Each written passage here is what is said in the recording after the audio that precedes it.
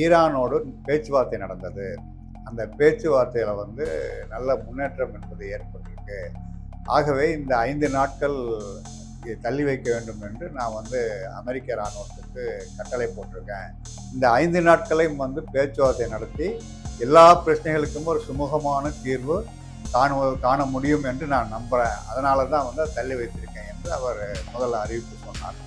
பிறகு பத்திரிகை நிருபர்கள் அவர்கிட்ட கேட்குறாங்க, யார் ஈரான் கிட்ட இதை பற்றி பேசுனாங்க என்று கேட்க பொழுது அவர் என்ன சொன்னார்னா, விட்காஃப் மற்றும் ஜெரேட் குஷ்னர் 2 பேர் தான் பேசினாங்கன்னு சொன்னார். விட்காஃப் வந்து அவருடைய நண்பர், ஜெரேட் குஷ்னர் வந்து அவருடைய மருமகன். 2 பேருக்குமே வந்து அமெரிக்க அரசாங்கத்தில் எந்த விதமான பதிவு கிடையாது, இராணுவத்தில் பதிவு கிடையாது, தூதரக அதிகாரிகள் எதுவும் கிடையாது. 2 பேரும் ரியல் எஸ்டேட் அதிபர்கள். இருந்தாலும் கூட அவங்கள தான் அங்கே வந்து ஏற்கனவே பேச்சுவார்த்தைக்கு அனுப்பினார். இப்போ அவங்க தான் பேசினாங்க என்று டொனால்ட் ட்ரம்ப் சொல்கிறார். இப்போ அடுத்தது பத்திரிகை நிருபர்கள் வந்து என்ன கேட்டாங்க அப்படின்னு சொன்னாக்கா, ஈரான் தரப்புல வந்து யார் பேசினாங்க அப்படி என்று கேட்குறாங்க. அதற்கு ட்ரம்ப் வந்து அங்கேருந்து ஒரு மிக முக்கியமான தலைவர் வந்து பேசியிருக்கார். அவர் யார் என்று நான் சொல்ல முடியாது. அப்படி அவர் சொன்னாக்கா அவரை வந்து கொல்லப்படுகின்ற ஆபத்து இருக்குது. அதனால் நான் சொல்ல மாட்டேன் என்று அவர் சொல்லிட்டார். இராணுவ வீரர்களை இறக்குவதற்காக ஒரு படை பிரிவுகள் 2-3 படைப்பிரிவுகளை அமெரிக்கா வச்சுருக்காங்க. அதுக்கு வந்து ஏர்பார்ன் யூனிட் என்று அதற்கு பேர். அத்தகைய ஒரு 81வது பிரிவை தயாராக இருக்கும்படி அமெரிக்க இராணுவம் கட்டளையிட்டிருக்கு. அந்த பிரிவில் 4500லேருந்து 5000 வீரர்கள் இருக்காங்க. அவர்கள் வந்து நேரடியாக ஒரு குறிப்பிட்ட உதாரணத்துக்கு வந்து கார்க் தீவில் இறங்கணுன்னாக்கா, கார்க் தீவுக்கு வந்து கடல் வழியாக கப்பல் வந்தால் ஈரான் தாக்குதல் நடக்கும் என்று சொன்னாக்கா, இவர்கள் வந்து நேரடியாக வந்து அங்கே இறங்குவாங்க. கார்க் தீவிலையோ அல்லது அந்த ஹோர்மோன் நீரிணைக்கு பக்கத்தில் ஏதாவது தீவிலையோ வந்து நேரடியாக வந்து இறங்குவாங்க. அப்பவும் கூட அவங்க தாக்குதலுக்குள்ளாகி உயிரிழப்பதற்கு நிறைய வாய்ப்புகள் இருக்குது. ஆனால் வந்து அது ஒரு அதற்காகவே பயிற்சி பெற்ற படை. அந்த படை பிரிவை வந்து தயாராக இருக்கும்படி சொல்கிறாங்க. ஏற்கனவே 2 MEU யூனிட்டுகள் வந்து கொண்டிருக்கு. இதுவும் வந்தது என்று சொன்னால் கிட்டத்தட்ட வந்து ஒரு 10,000 வீரர்கள் நேரடியாக ஈரானுக்குள்ளே செல்வதற்கும், ஏற்கனவே வளைகுடாவில் ஒரு 70,000 அமெரிக்க இராணுவர்கள் பல்வேறு நாடுகள் இருக்காங்க. அவர்களும் சேர்த்துனா கிட்டத்தட்ட 80,000 வந்து 1,00,000 வீரர்கள் அந்த தரைவழி தாக்குதலுக்கு தயாரான நிலையில் இருப்பார்கள் என்பதுதான் இப்போ இருக்கின்ற சூழல்.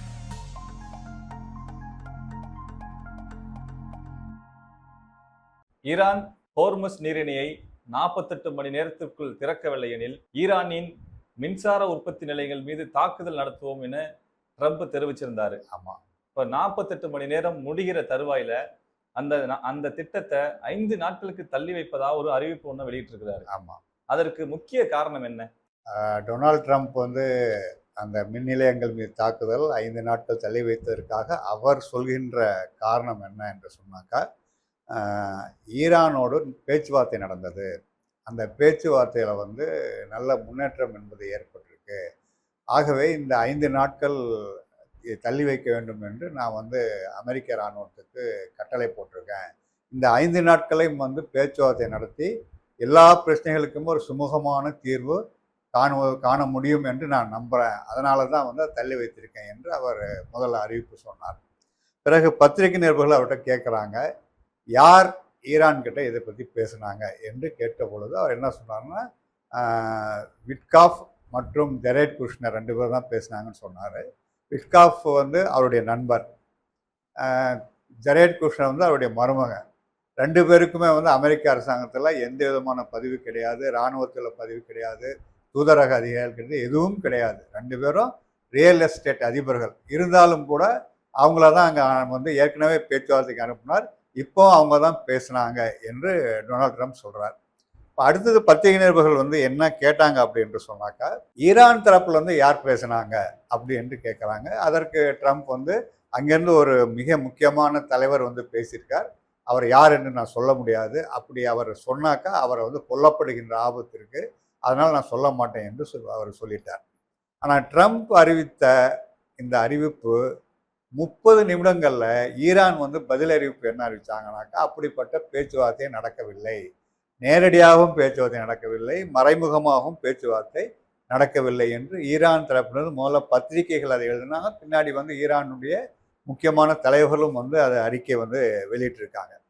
இது ஒரு பக்கம் இருந்தாலும் போர் நிறுத்தத்திற்கான என்ன காரணங்கள் என்று ஒரு பரவலாக பத்திரிகைகள், அமெரிக்க பத்திரிகைகளை, மற்ற பத்திரிகைகளை வந்து அது விவாதம் என்பது நடக்குது.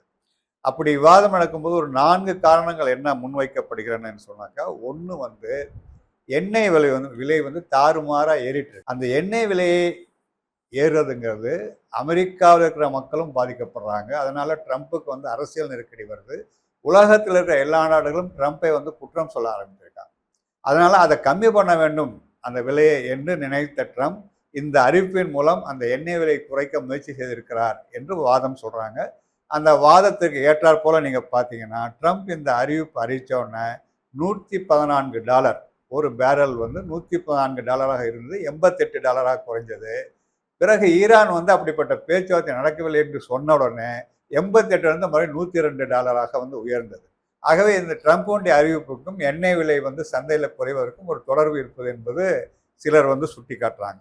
இன்னும் சிலர் என்ன சொல்றாங்கன்னா, பங்கு சந்தையில் மாற்றங்களை ஏற்படுத்துதான் ட்ரம்ப்பும் அமெரிக்க நிர்வாகமும் இதை செய்கிறது என்று சொல்றாங்க. உதாரணத்திற்கு ட்ரம்ப் இதை எப்போ அறிவிக்கிறார்? திங்கட்கிழமை காலையில் அமெரிக்க நேரப்படி 7:04 அறிவிக்கிறார். 9:30 மணிக்கு அங்கே பங்கு சந்தை திறக்குது. சரியாக 2 மணி நேரத்துக்கு முன்னாடி இதை அறிவிக்கிறார். இதை அறிவித்த உடனேயே பங்கு சந்தை திறப்பதற்கு முன்னாடியே பரிவர்த்தனை செய்யப்படுகின்ற ஃபியூச்சர்ஸ், ஆப்ஷன்ஸ், டெரிவேட்டிவ்ஸ் என்று சொல்லப்படுகின்ற பல்வேறு வடிவ பங்கு சந்தைகளில் வந்து $2 ட்ரில்லியன் கூடுதலாயிருக்கு. அதில் 2 ட்ரில்லியன், அதாவது $2000 பில்லியன் கூட வந்திருக்கு. ஈரான் வந்து அப்படி பேச்சுவார்த்தை நடக்கலைன்னா அந்த $2 ட்ரில்லியன் வந்ததில் $1 ட்ரில்லியன் வந்து சரிஞ்சிருச்சு. அப்போ பங்கு சந்தைக்கு இந்த அறிவிப்புக்கு வந்து நெருங்கி தொடர்பு இருக்குது. அது மட்டுமல்ல, ட்ரம்ப் இதை வந்து அறிவித்த பிறகு பங்கு சந்தை திறந்த உடனே இதில் ஒரு சிலர் $1500 பில்லியன் லாபம் சம்பாதிப்பதாக சொல்கிறாங்க. இதை வந்து ட்ரம்ப் அறிவிக்க போகிறார் என்று ஏற்கனவே தெரிந்தவர்கள் தான் அதை செய்திருக்க முடியும். இதுக்கு வந்து இன்சைடர் ட்ரேடிங் என்று சொல்கிறாங்க. அது நிதி நிறுவனங்களுடைய அல்லது பங்கு சந்தையுடைய சட்டப்படி அது மிகப்பெரிய ஒரு முறைகேடு. ஆனால் இந்த முறைகேடை பயன்படுத்தி சிலர் வந்து $1500 பில்லியன் வந்து $1.5 பில்லியன் வந்து லாபம் சம்பாதிச்சிருப்பதாக வந்து சொல்கிறாங்க. இது ஒன்று. மூன்றாவது முக்கிய காரணம் என்ன சொல்கிறாங்கனாக்கா, இப்போ வந்து அடுத்ததாக வேற ஏதாவது தரைவழி தாக்குதல் நடத்த வேண்டும் என்று சொன்னாக்கா, அமெரிக்காவுடைய MEAU என்று சொல்லப்படுகின்ற மரைன் எக்ஸ்பீடியன்சி யூனிட்ஸ், அந்த கப்பல்கள் 2 வந்து வளைகுடா வந்து சேரணும். ஒரு கப்பல் ஜப்பானுடைய ஒக்கினாவா தீவிலிருந்து இங்கே வரணும், இன்னொன்று வந்து கலிஃபோர்னியாவிலேருந்து இங்கே வரணும். ஜப்பானுடைய அந்த கப்பல் நாளை மறுநாள் வந்துடும். ஆனால் இது வரத்துக்கு வந்து ஒரு 4-5 நாட்கள் ஆகும், கலிஃபோர்னியாவிலேருந்து வர்ற கப்பல். இந்த 5 நாட்கள் பிறகுதான் அவங்க வந்து ஒரு நாள் தயாரிப்பு பண்ணணும் அந்த தாக்குதல் நடத்துவதற்காக. அதற்காக தான் அந்த கப்பல்கள் வந்து சேர்வதற்காகத்தான் டொனால்ட் ட்ரம்ப் வந்து காத்து கொண்டிருக்கிறார். அது வந்தவுடனே அந்த தாக்குதல்கள் வந்து தொடர்வதற்கான வாய்ப்பு இருக்கு என்று சிலர் வந்து சொல்றாங்க. ஹார்டஸ் என்கின்ற ஒரு இஸ்ரேலிய பத்திரிகை என்ன சொல்றாங்க அப்படின்னு சொன்னாக்கா, இந்த 5 நாட்கள் ட்ரம்ப் வந்து அடுத்த கட்டத்திற்கு எப்படி போவது என்பதை பற்றி முடிவு செய்ய அவர் வந்து பயன்படுத்திக் கொள்வார் என்று சொல்றாங்க. ஒன்று, இதுவரைக்கும் நடந்ததை வெற்றி என்று அறிவித்து அதற்காக ஈரானோட சில சமரசங்களை வந்து செய்து கொள்ள வேண்டும். அந்த சமரசங்களை வந்து நெத்தன்யாகு ஏற்றுக்கொள்ள மாட்டார். ஆகவே நெத்தன்யாகு எப்படி சரி செய்வது? இதற்காக இந்த 5 நாட்களை பயன்படுத்துவது. அல்லது இது செய்யலைன்னா போரை அடுத்த கட்டத்துக்கு கொண்டு செல்ல வேண்டும். அது போர் தீவிரமடையும், அது பல பின்விளைவுகளை ஏற்படுத்த முடியும். இந்த 2ல் எதை செய்யலாம் என்று முடிவு செய்ததற்காக டொனால்ட் ட்ரம்ப் கால அவகாசத்தை எடுத்துக்கொள்கிறார் என்று ஒரு மிக முக்கியமான இஸ்ரேலிய ஹார்டஸ் பத்திரிகை வந்து சொல்லியிருக்கு. இப்படி இவர் அறிவித்ததற்கான பல்வேறு காரணங்கள் பொதுவெளியில் வந்து இன்றைக்கு விவாதிக்கப்படுகிறது. ட்ரம்பினுடைய இந்த முடிவு குறித்து முக்கியமான சர்வதேச நாடுகள் ஏதாவது கருத்து தெரிவிச்சிருக்காங்களா? குறிப்பா வந்து இந்த போரில் ஈடுபட்டிருக்கிற இஸ்ரேல் ஏதாவது கருத்து தெரிவிச்சிருக்காங்களா? இயற்கையே இஸ்ரேல் வந்து இது வந்து மனதார ஏற்றுக்கொள்ளலை. ஏன்னா அவங்க வந்து ஈரானை அழிக்கணும்னு நினைக்கிறாங்க. இப்போ போய் வந்து சமரசம் செய்யக்கூடாதுன்னு நினைக்கிறாங்க. இருந்தாலும் கூட இஸ்ரேல் வந்து கடுமையாக பாதிக்கப்பட்டிருக்கு ஈரானுடைய தாக்குதலில். நெத்தன்யாகு இன்றைக்கு ஒரு உரையில் என்ன சொல்லியிருக்கார் என்று சொன்னாக்கா, டொனால்ட் ட்ரம்ப் வந்து என்ன நினைக்கிறார் அப்படின்னு சொன்னாக்கா, அவர் சொல்றது, நெத்தன்யாகு சொல்றது, இது வரைக்கும் நடந்திருக்கிற இராணுவ தாக்குதல்களில் நாம் சில வெற்றிகளை பெற்றிருக்கிறோம். அந்த வெற்றிகளை அடிப்படையாக கொண்டு ஏதாவது ஒரு சமரச ஒப்பந்தத்துக்கு போகலாம் என்று அவர் நினைக்கிறார். அது சரியாகவும் இருக்கலாம், தவறாகவும் இருக்கலாம். ஆனால் டொனால்ட் ட்ரம்ப் என்ன நினைத்தாலும் சரி, ஈரான் மீதும் லெபனான் மீதும் இஸ்ரேலுடைய தாக்குதல் நிற்காது என்று நெத்தனியாக அறிவித்திருக்கிறார். அது அவர் ஹீப்ரு மொழியில் பேசியிருக்கிறார். அதனால் அதனுடைய ஆங்கிலத்தில் வரும்பொழுது இன்னும் சிலர் அவர் பேசினா என்ன சொல்கிறாங்க என்று சொன்னாக்கா, இந்த போர் எப்போ முடியும், எப்படி முடியும் என்பதை இஸ்ரேல் தான் முடிவு செய்யுமே ஒழிய ட்ரம்ப் முடிவு செய்ய முடியாது என்று அவர் பேசினதாகவும் சொல்கிறாங்க. அது இன்னும் உறுதிப்படுத்தப்படலை. ஆனால் நெத்தனியாகு இதில் முழுமையாக ஏற்றுக்கொள்ள என்பதும் அவர் பேசுனது நமக்கு தெரியுது. மற்ற நாடுகளை பொறுத்த வரைக்கும் பார்த்தோம் என்று சொன்னால், ரஷ்யா என்ன சொல்லியிருக்காங்க என்று சொன்னாக்கா, ஈரான் மீது தாக்குதல் நடத்தப்பட்டது கண்டனத்திற்குரியது. ஆனால் இப்போ ட்ரம்ப் சொல்லியிருப்பதை நான் முழுமையாக நம்ப வேண்டியதில்லை, அதே சமயம் உதாசீனப்படுத்த வேண்டியதும் இல்லை. அது என்னங்கிறத பரிசீலனை பண்ணணும் என்று ரஷ்யா சொல்லியிருக்காங்க. கிட்டத்தட்ட இதே கருத்து தான் சைனா சொல்லியிருக்காங்க. சீனா என்ன சொல்கிறாங்கனாக்கா, ஹோர்மஸ் நீரிணை திறக்கப்பட வேண்டும், அந்த கப்பல் போக்குவரத்து என்பது சீராக்கப்பட வேண்டும், ஆனால் ஈரானுடைய அந்த சுயசார்புத்தன்மை பாதுகாக்கப்பட வேண்டும் என்பதையும் தான் சேர்த்து அவங்க சொல்லியிருக்காங்க.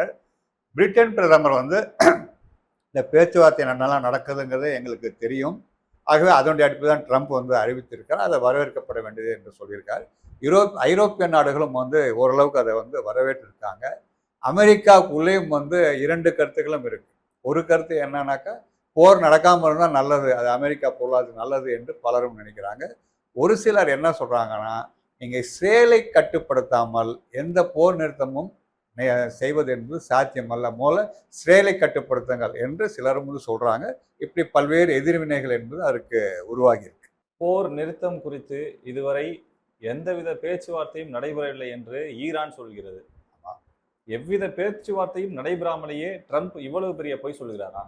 அது ட்ரம்ப் பொய் சொல்கிறார் அல்லது பொய் சொல்லலை, ரெண்டுக்குமே விளக்கங்கள் இருக்கு. ஈரான் அரசாங்கம் என்ன சொல்றாங்கன்னா, எங்களோடு நேரடியாகவோ அல்லது மறைமுகமாகவோ எந்த பேச்சுவார்த்தையும் நடக்கவில்லை என்று சொல்லிட்டு, அதே சமயத்தில் அவங்க என்ன சொல்றாங்கன்னா, சில வளைகுடா நாடுகள் சமரசத்திற்காக எங்களை அணுகின, நாங்கள் அவங்ககிட்ட என்ன சொல்லிட்டோம்னா, போர் யாரை தொடங்கினார்களோ அவங்ககிட்ட போய் பேசுங்க, நாங்கள் போரை தொடங்கலை, ஆக போர் தொடங்கிடும் போய் நீங்கள் போர் தொடங்கியர்களும் போய் நீங்கள் பேசுங்க என்று சொன்னதாக அவங்க சொல்கிறாங்க.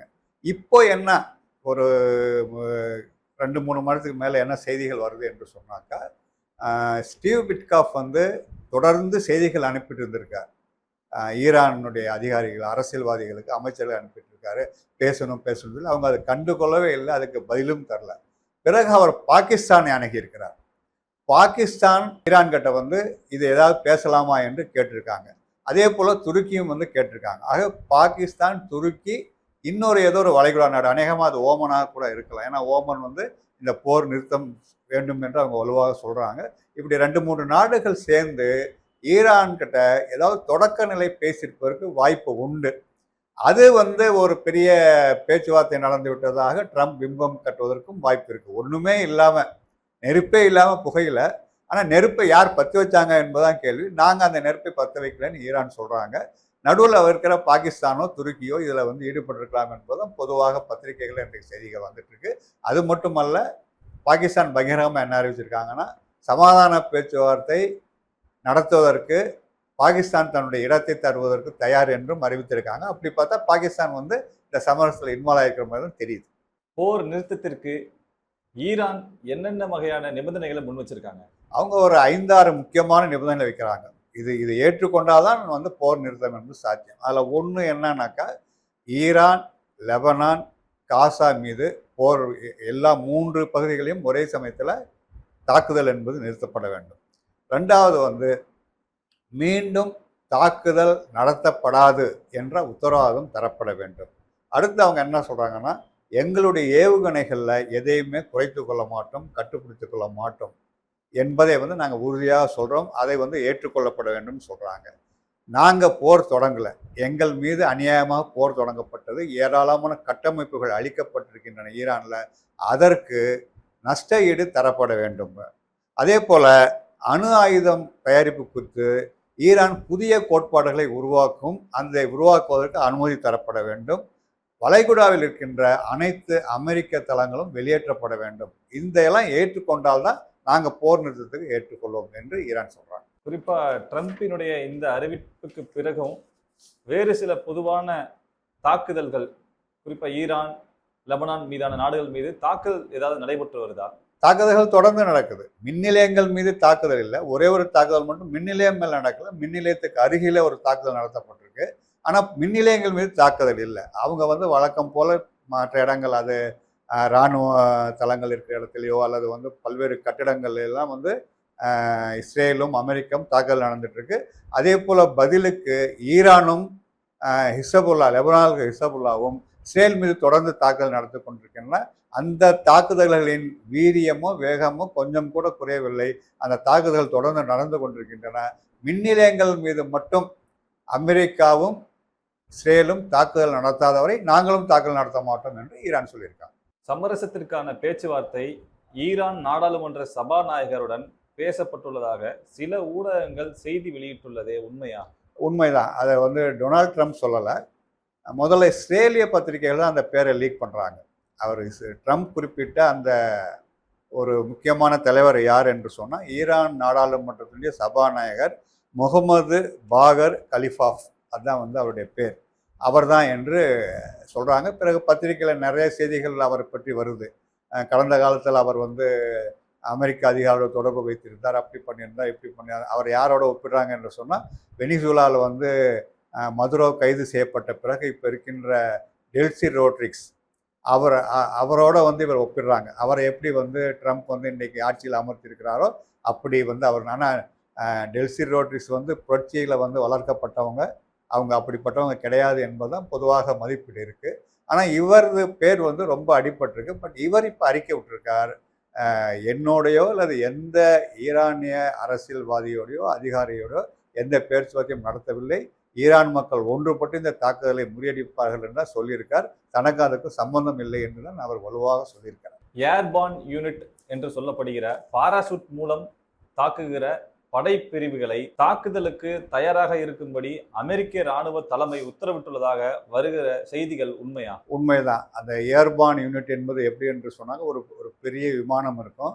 அந்த விமானத்தில் வந்து 400-500 இராணுவ வீரர்கள் ஒரு குறிப்பிட்ட இடத்துல வந்து பாராசூட் மூலமாக நேராக இறங்குவாங்க. ஒரு கப்பல் வந்து போக முடியல, இல்லை தரைவழி தாக்குதல் நடத்தல, பிரச்சனை இருக்குது என்று சொன்னாக்கா இப்படிப்பட்ட ஒரு இராணுவ வீரர்களை இறக்குவதற்காக ஒரு படைப்பிரிவுகள் 2-3 படைப்பிரிவுகளை அமெரிக்கா வச்சுருக்காங்க. அதுக்கு வந்து ஏர்பான் யூனிட் என்று அதற்கு பேர்.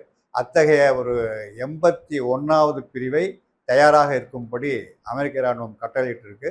அந்த பிரிவில் 4500லேருந்து 5000 வீரர்கள் இருக்காங்க.